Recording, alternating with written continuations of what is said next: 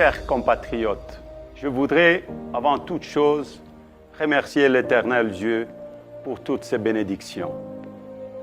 Permettez-moi ensuite de m'incliner devant la mémoire de nos compatriotes et de tous ceux qui ont perdu leur vie suite aux activités criminelles de groupes armés, internes et externes, et surtout l'étendue du territoire national, notamment à Ituri, au Nord Kivu et à Kwamut.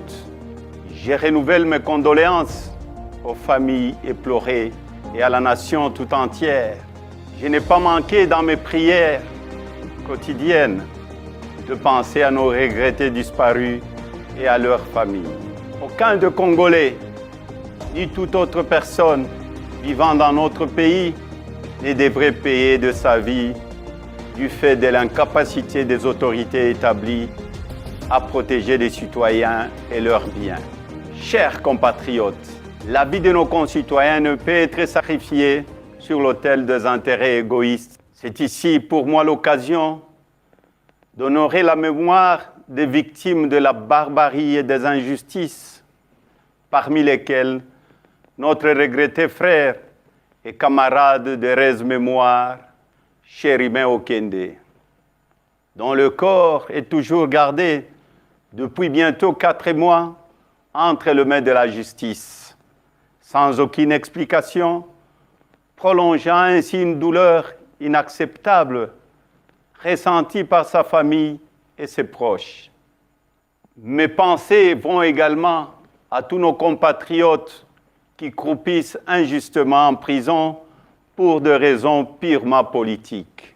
Chers compatriotes, s'agissant du processus électoral en cours, le pays le plus peuplé d'Afrique centrale, la République démocratique du Congo, ira aux urnes le 20 décembre prochain pour élire son 6e président, ainsi que le représentant du peuple à plusieurs niveaux. Ce processus se déroule dans un contexte de conflit armé persistant dans la partie est du pays et suscite également beaucoup d'inquiétudes sur plusieurs plans. Malgré les faiblesses observées et plusieurs fois dénoncées, je tiens à saluer l'attitude de la CENI et la Cour constitutionnelle pour le traitement équitable des candidatures à l'élection présidentielle. Je les exhorte à garder la même attitude jusqu'à la fin du processus électoral en vue de redorer l'image de notre pays. Chers compatriotes, le temps est arrivé de mettre un terme à l'insécurité et aux tueries surtout dans la partie est de notre République, de répartir équitablement les richesses du pays et de dissiper la misère de la population, de mettre fin à la gabegie financière, au détournement, à la corruption et au tribalisme, de couper court à l'instrumentalisation de la justice, de doter la République d'une administration efficace, d'une armée républicaine, professionnelle et dissuasive et d'une police au service des citoyens, de restaurer l'autorité de l'État, d'améliorer les conditions socio-économiques des Congolais. Je suis convaincu que notre détermination de sortir de ces conditions de vie qui se dégradent continuellement va conforter notre énergie, notre sens de responsabilité et notre maturité pour mettre fin à la gouvernance chaotique qui nous est imposée. Bref, il est temps de rendre la dignité aux Congolaises et aux Congolais. Le beau temps est arrivé, il est à notre portée. Mon combat est l'instauration de la démocratie et d'un état de droit où il fera bon vivre.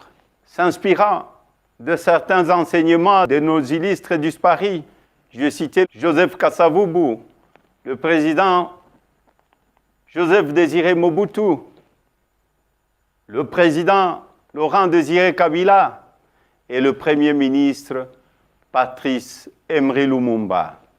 Je soutiendrai qu'il est temps d'écrire ensemble notre propre histoire, une histoire de gloire, de dignité et non d'injustice.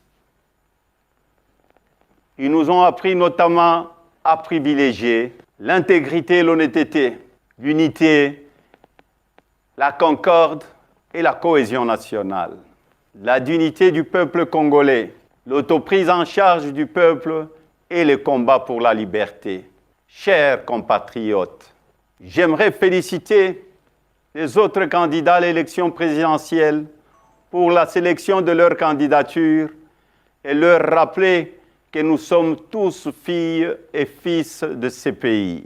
Nous ne sommes pas des ennemis, mais simplement des adversaires politiques. Les élections ne peuvent et ne doivent pas être à la base des divisions, mais plutôt à la confirmation de notre maturité politique en tant que filles et fils d'une même nation.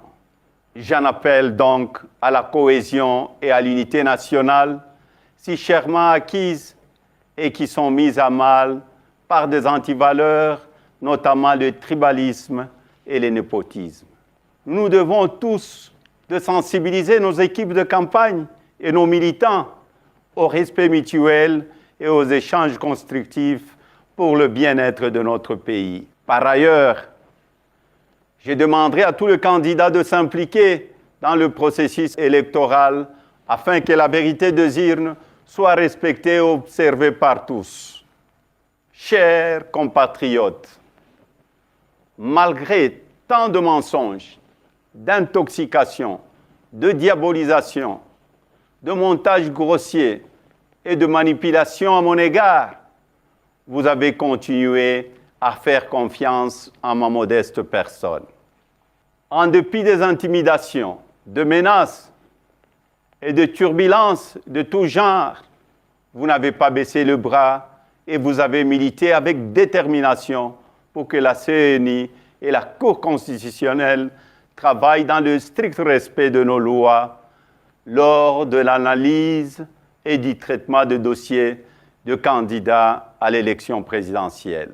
Je vous en remercie et vous exhorte à rester vigilants jusqu'à la publication de résultats qui seront la consécration de notre victoire tant attendue. Je tiens également à remercier la communauté internationale pour son appui et son accompagnement dans ce processus dont tous les Congolais attendent une issue heureuse et respectueuse de leur volonté pour un climat post-électoral apaisé. Chers compatriotes, mon parti a un programme de gouvernance chiffré qui sera dévoilé au moment opportun et pour lequel nous restons ouverts à la contribution d'un chacun en vue de sa consolidation et de son appropriation pour tous les enfants de ces beaux pays que nous avons malheureusement transformés en enfer. Pour le changement, le temps est arrivé. Pona bongwana, tango ekoki. Washituluilu, dibadi akumbani. Samuna sombodolo, tangu mefwana. Kwa mabadilisho ya wakati inenea. Un autre Congo est possible. Que Dieu bénisse la République démocratique du Congo et son peuple. Je vous remercie.